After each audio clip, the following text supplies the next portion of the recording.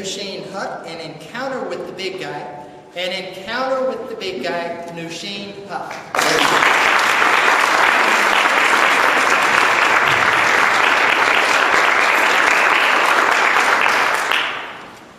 Good morning, fellow Toastmasters.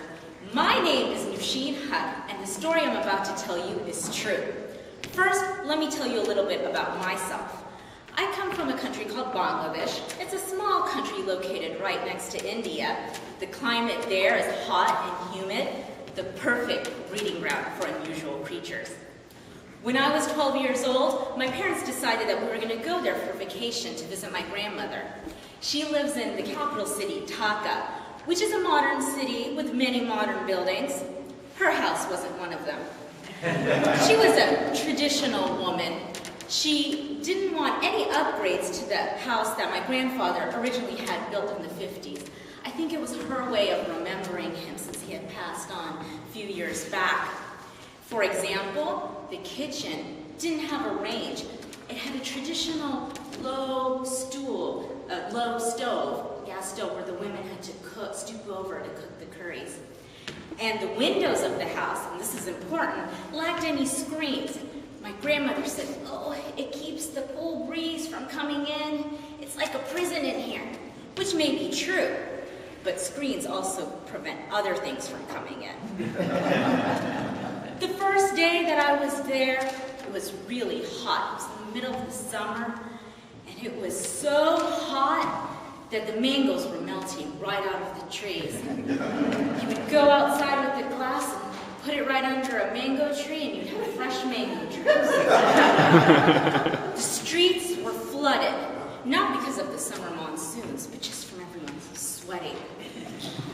By midday, the sun was at its fullest, and the custom in my family was to take a shower before the midday meal. It was a way to cool off and freshen up before lunch. I thought this was a good idea and decided to take one myself. I strolled into the restroom, closed the door behind me, and turned on the faucet to wash my face and hands before I hopped into the shower, and that's when it happened. Some of you may have had this experience as well, when all of a sudden you get that feeling, you know someone's right behind you, even though you don't feel them physically. That's what happened to me. I stood up slowly, and I slowly turned around, and that's when I saw him. It was the biggest spider you have ever seen. I mean, the width of his body, the diameter, covered the entire door, and I'm not including the legs, just the body itself. Its two beady eyes stared at me. Its 8 legs were long and thin like little twigs. Well, my screaming must have startled the fella, and he ran from the door onto the bar. I knew this was my chance. Without thinking, I opened the door, and I ran out, and I said, Daddy, there's a big spider in the bathroom."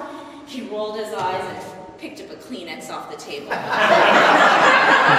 Walked over, and when we got there, he was gone. The fellow must have escaped out of one of the windows in the bathroom.